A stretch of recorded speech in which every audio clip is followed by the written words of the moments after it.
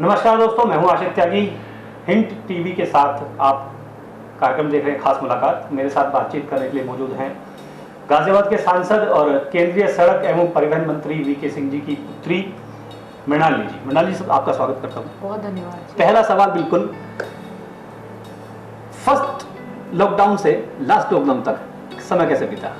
बहुत बढ़िया बीता, एक्चुअली मेरे लिए बहुत बढ़िया बीता, क्योंकि किताबें पढ़ने को मिली, अपने परिवार के साथ टाइम स्पेंड करने को मिला और बहुत कुछ सीखने को भी मिला।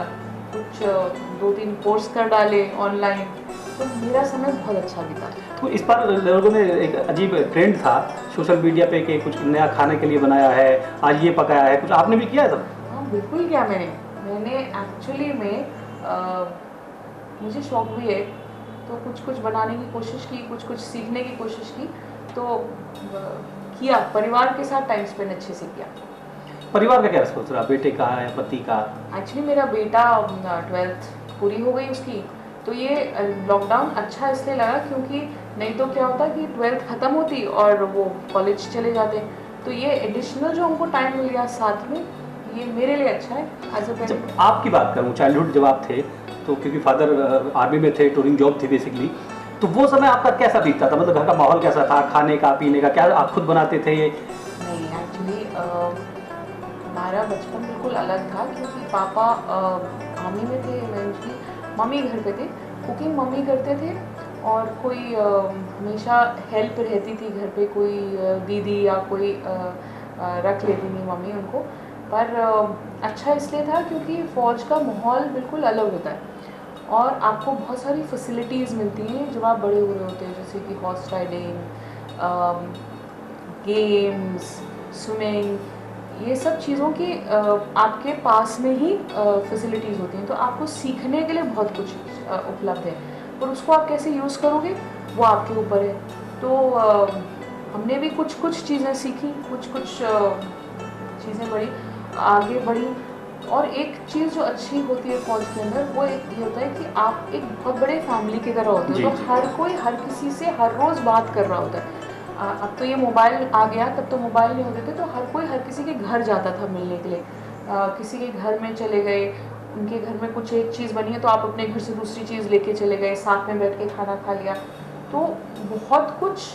और जिनके साथ आप बड़े हुए उनके साथ जीवन भर का संपर्क रहता है। जैसे कि मैं जब 10वीं में थी, मुझे ध्यान है हमारे एग्ज़ाम्स हुए और हम पापा थे नौशेरा के अंदर, पुंछ के पास, जम्मू कश्मीर, तो हम लोग वहाँ छुट्टियाँ बिताने गए 2 महीने के लिए उनके पास। तो हम लोगों ने बिल्कुल अलग एक माहौल देखा कि बॉर्डर एरिया है तो सब कुछ बंद और रात को ब्लैकआउट, पर जिन लोगों से हम वहाँ मिले उनसे आज तक संपर्क नहीं, और इस चीज़ को बहुत साल हो गए।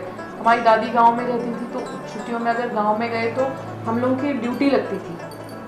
मुझे लगता है हम लोग लास्ट जनरेशन होंगे जो छत पे खुले में सोए होंगे, तो ड्यूटी लगती थी कि सब अपना खेस और अपने बिस्तरों को फोल्ड करेंगे सुबह, और शाम को 5 बजे खुद ही उठाएंगे, खुद ही अपना बिस्तरा बिछाएंगे।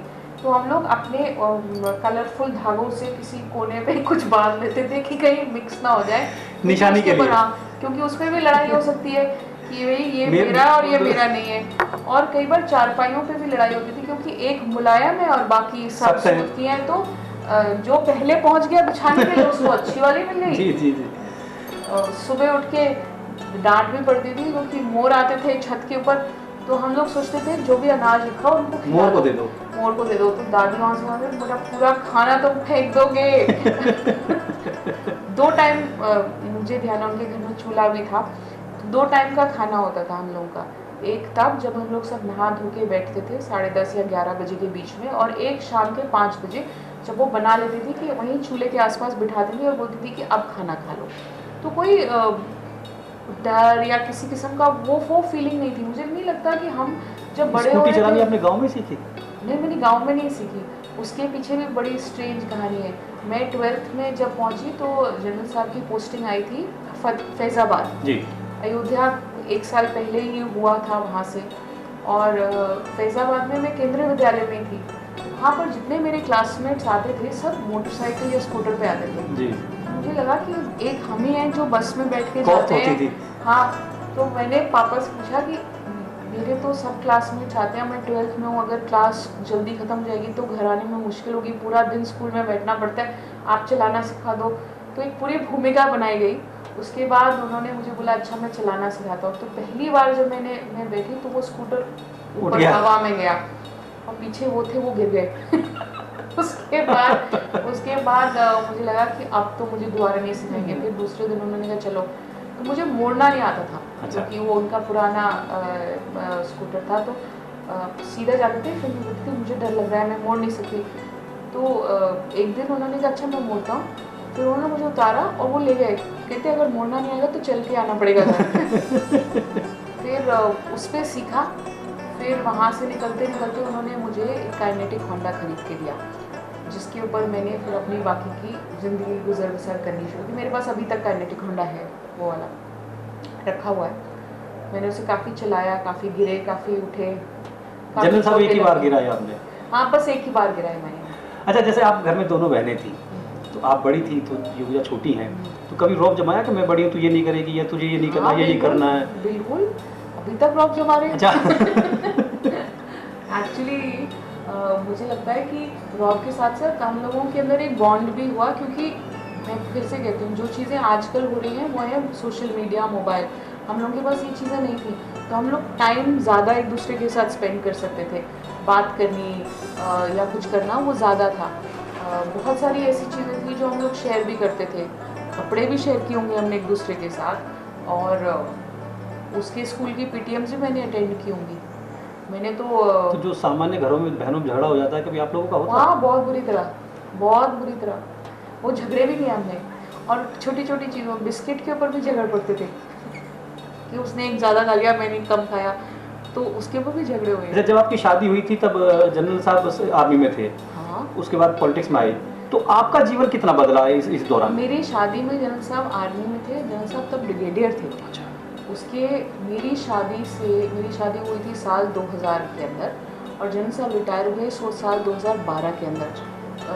तो 12 साल तक तो वो आर्मी में ही रहे, और उसके बाद बाहर आए।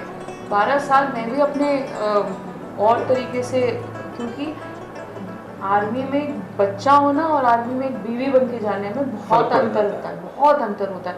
आप सडनली रियलाइज़ करते हो कि जो टेंशन आपको बच्चे में नहीं थी वो अब बीवी में हो जाएगी।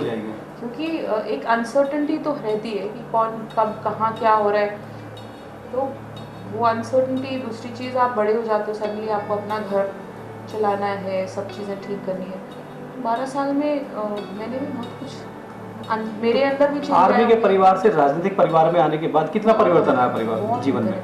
मुझे लगता है आज भी आर्मी से बेटर लाइफ कहीं नहीं है, क्योंकि आर्मी जो कर रही है वो, उसके लिए तो we can never repay them. क्योंकि जब एक माँ या एक बीवी अपने पति को बाहर भेजते हैं या बच्चे को बाहर भेजते हैं, तो वो ये सोच के नहीं भेजते कि ये वापस नहीं आएगा, वो ये सोच के भेजते हैं कि ये खुश रहे और अच्छे से करके वापस आए। और ऐसे बहुत सारे केसेस होते हैं जिसमें वो आदमी वापस नहीं आता, और या कुछ अनफोर्सीन चीज़ हो जाती है, और उसके बाद उनको ज़िंदगी अकेले गुजारनी पड़ती है। ऐसे बहुत सारे इंस्टेंसेस हैं, जैसे कारगिल हुआ, और उसके बाद भी कुछ पुलवामा हुआ।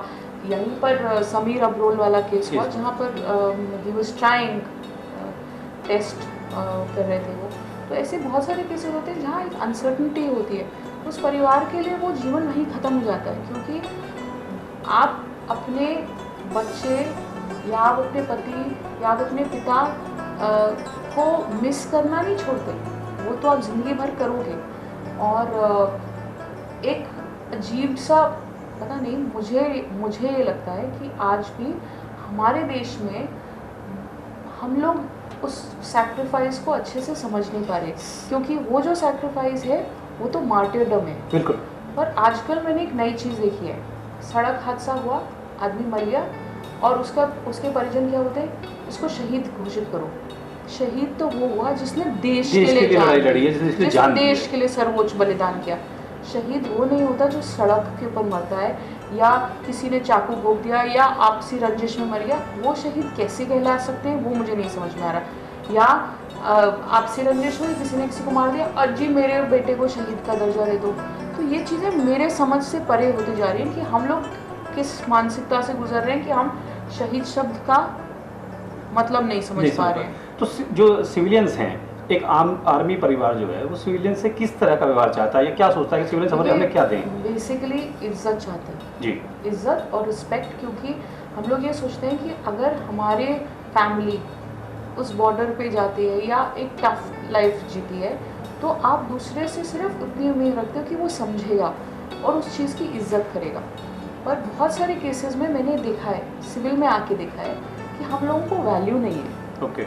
हम लोग वैल्यू नहीं करते। हम लोग ये सोचते हैं कि अगर एक लेडी अकेली रह रही है और उसका हस्बैंड कहीं दूर रह रहा है तो ठीक है ना, नौकरी कर रहा है ना, उसको पैसे मिल रहे हैं। हम लोगों की ये मेंटालिटी देखी है मैंने, और मुझे उस मेंटालिटी से प्रॉब्लम इसलिए होती है कि ठीक है पैसे मिल रहे हैं पर कोई भी पैसे सरकार इसलिए नहीं देती है कि वो उतनी दूर बैठे और आपके नौकरी नहीं है, वो वो देश सेवा है। वो देश सेवा है। तो उस देश सेवा के लिए आपके मन में कितनी इज्जत है। जबकि विदेशों में, खासकर अमेरिका में, हमसे बड़ी फौज है, हमसे ज़्यादा पैसे खर्च करते हैं वो अपनी फ़ौज पे, पर जब उनके फौजी कहीं से वापस आते हैं तो वो इज़्ज़त जो वो देते हैं एज ए सोसाइटी, उसको देखकर हम लोगों ने भी कितने वीडियोस देखे हैं सोशल मीडिया पे जिसको देखकर हम लोग हमारे देश में ऐसा क्यों नहीं हो रहा। वहाँ रेस्पेक्ट ज़्यादा है। ज़्यादा रिस्पेक्ट। अच्छा, एक आखिरी सवाल आज, एक आर्मी मैन की बेटी होना और एक आर्मी मैन की पत्नी होना, दोनों में मुश्किल क्या है और आसान क्या है? दोनों ही मुश्किल है दोनों ही मुश्किल है, क्योंकि एज अ चाइल्ड आपके लिए उस समय अपने फादर से ज़्यादा इम्पोर्टेंट फिगर कोई नहीं होता। मुझे ध्यान है, मुझे नहीं पता आजकल के बच्चे लिखते हैं कि नहीं, पर मैंने अपने फादर को बहुत सारी चिट्ठियाँ लिखी, उनके बहुत सारे जवाब आए जो मेरे पास आज तक है। रिकॉर्ड है कि हमने लिखी थी और हमारे पास रिकॉर्ड है, उन्होंने जवाब दिया था।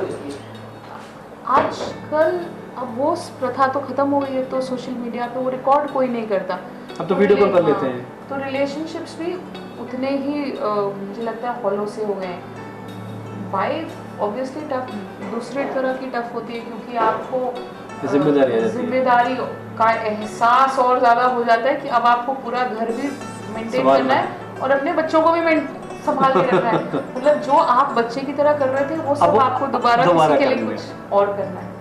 पर हाँ, सपोर्ट सिस्टम बहुत है, हमारे कंटोनमेंट्स में बहुत अच्छा सपोर्ट सिस्टम है, और कुछ चीज़ें जो अब मुझे दिख रही है ना कि यहाँ अब हो रही हैं, वो तो हम बहुत सालों से करते आ रहे हैं। जैसे हमारे यहाँ वेलफेयर सेंटर्स होते हैं, एक आर्मी वाइफ वेलफेयर एसोसिएशन होती है आर्मी के अंदर, आफवा होती है air force wife welfare association air force के अंदर। उसमें क्या होता है कि आपके जो फैमिलीज़ रह रही हैं उनको प्रशिक्षण देना, उनको आत्मनिर्भर बनाना, उनके परिवारों को सहयोग देना, वो सब बहुत पहले से चल रहा है। हम लोग बच्चे होते थे तब भी हम यही चीज़ें देख रहे थे। आज मैं देखती हूँ कि बाहर ये सब शुरू हुआ है, बेटी बचाओ बेटी पढ़ाओ, मुझे तो ये तो सब पहले से कर रहे हैं। ये तो बहुत पहला है, बहुत पुराना है। तो ये चीज़ें पहले से फौज में चली आ रही। हाँ, कॉलोनियल आर्मी थी, उसके बड़े पर्क्स एंड प्रिविलेजेस थे कॉलोनियल आर्मी के, क्योंकि ब्रिटिश एक सिस्टम छोड़ के गए और वो कहीं ना कहीं वो सिस्टम बहुत अच्छा था। अच्छा इसलिए था क्योंकि उस सिस्टम के अंदर एक फॉर्मेलिटी थी और वो फॉर्मेलिटी आपको बहुत कुछ सिखा रही थी। अब वो चीज़ें ख़त्म हो रही थी। ठीक है, समय बदल रहा है, मॉडर्न हो रहे हैं लोग, तो मुझे नहीं लगता उन चीज़ों की ज़रूरत है अब। पर हाँ, उससे बदलाव फौज में भी आ रहा है। वैल्यू बचा के रखना अभी भी इतना है। मृणाली, बहुत बहुत धन्यवाद भैया। हमारे साथ मृणाली जी थी और बातचीत में एक बहुत खास बात जो हमारे लिए आई है वो ये कि आपके आसपास कोई भी आर्मी मैन वर्तमान में नौकरी कर रहा है या रिटायर्ड है, उसको सम्मान जरूर दें कि वो सबसे पहले सम्मान का हकदार वही है जो सीमा पे लड़ रहा है। आपका बहुत बहुत धन्यवाद। नमस्कार।